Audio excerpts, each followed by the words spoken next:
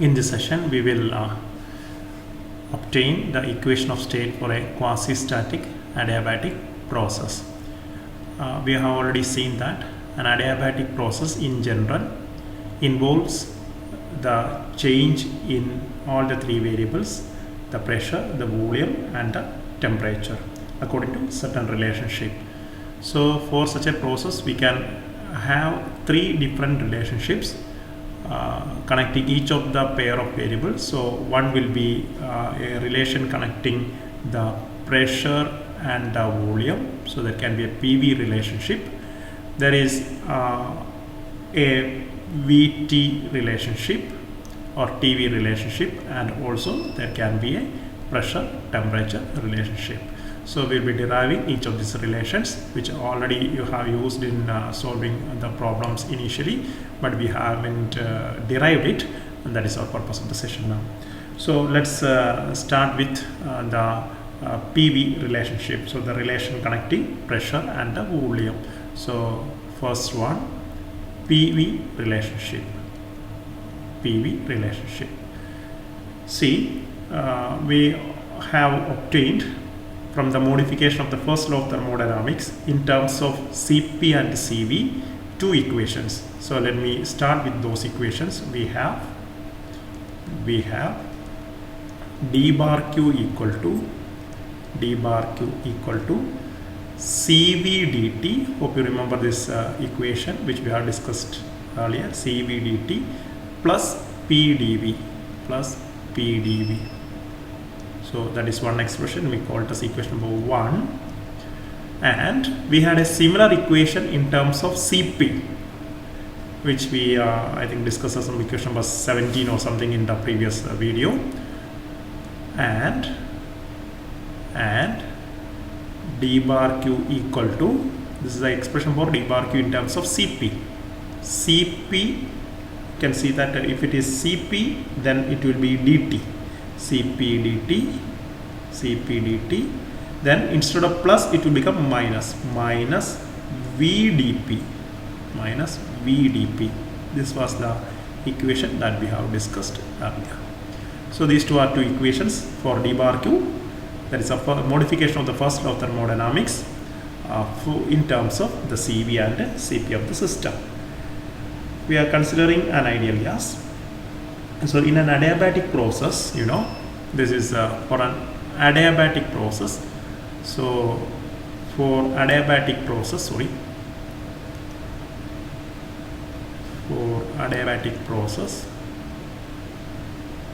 what is the speciality for adiabatic process?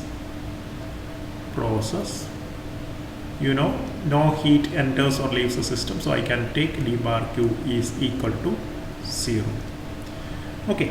So can we modify equation number 1 and 2? Therefore, equation 1 and 2 can be modified as, equation 1 is modified as, again rewrite that one as PdV is equal to minus Cv dt. That is your equation number 1 modified. So we call this as equation number 3. And equation number 2 can be modified as vdp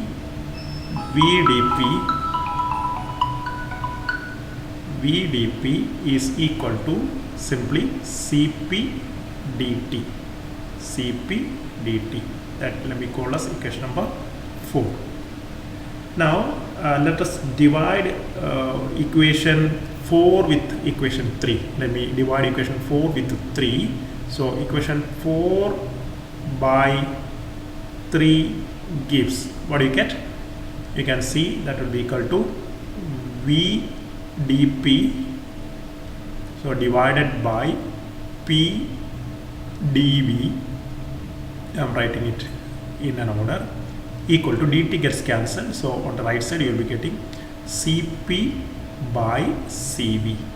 And this Cp by Cv, which is the ratio of specific heats, is nothing but gamma, which is equal to gamma. Gamma is the ratio of specific heats at constant pressure to constant volume. Gamma is also known by another name, that is also known as adiabatic index. Adiabatic index gamma. So the adiabatic index, that is a term that is not commonly used, but you can just be familiar with this term also, adiabatic index. It's a term that is usually used in engineering science. We usually call it as ratio of specific heats. Now let me rearrange this equation mildly. So what will be that equation? So let me call this one as convert this one as dp by p equal to, so the right side it is already gamma minus gamma, so we say this minus gamma actually, minus gamma times dv by v. Would it be like that? dv by v, just rearranging the previous step. So we call this is some equation number 5. Now see, as far as the value of gamma is concerned, it remains almost a constant, okay, for monoatomic gases even when changing the temperature. But for diatomic and polyatomic gases, the value of gamma, the ratio of specific heat capacity at constant pressure and volume, it varies with temperature. That is one thing. So this is a fact that I repeat. For monoatomic gases, gamma is a constant. It is not depending on the temperature. But for diatomic and polyatomic gases, it shows variation with the temperature. And why such a difference, you will be able to understand once we discuss another topic known as the degree of freedom and the law of equipartition energy in the later section of this particular module. It is related to the different kinds of degrees of freedom possessed by molecules. Monoatomic systems or gases will be having only translational degree of freedom, whereas the diatomic and polyatomic gases will be having, in addition to the translational degree of freedom, it will have rotational degree of freedom as well as vibrational degree of freedom, which are excited only at high temperatures. So I will discuss that thing later. Anyway, remember the fact that for monoatomic gases, gamma remains a constant independent of the temperature. But for diatomic and polyatomic gases, it is varying with the temperature. So even though it is varying with the temperature, for most of the adiabatic processes that we usually come across will not involve very large changes in temperature. Therefore, we consider gamma as a constant in an adiabatic process which involves a very moderate change of temperature. നമ്മൾ അങ്ങനെ ഒരു assumption എടുക്കുകയാണ്. നമ്മൾ consider ചെയ്യുന്ന adiabatic പ്രോസസ്സിൽ ഉണ്ടാവുന്ന temperature change വളരെ minimal ആണ് എന്നുള്ള ഒരു അസംഷൻ്റെ മുകളിൽ we are going to treat gamma as a constant. Gamma is treated as a constant. See that I am not telling gamma is a constant. That is only for a monoatomic system. Gamma is treated as a constant here in our derivation. That is something that you have to be aware of. Now, if gamma is treated as a constant, you can integrate this equation. So let me integrate equation number 5. Okay, I'm integrating equation number 5.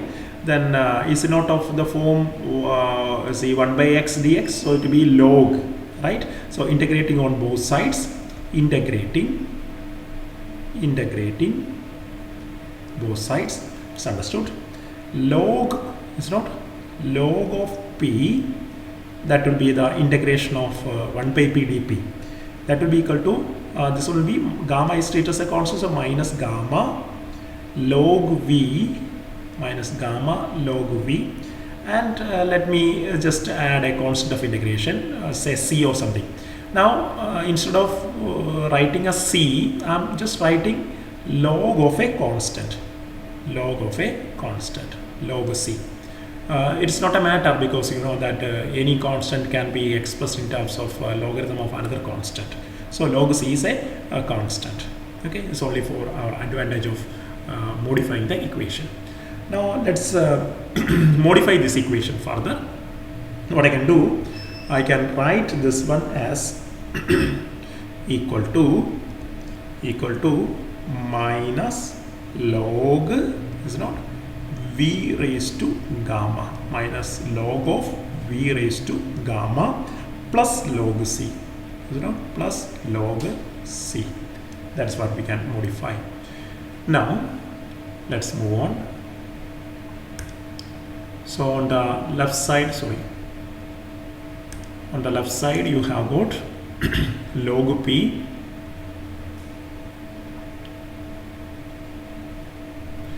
just wait a moment.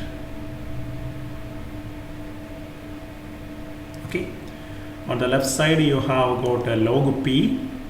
So log P is equal to, or so this is where we stopped, minus log, I'm repeating the same thing, minus log V raised to gamma plus log of constant.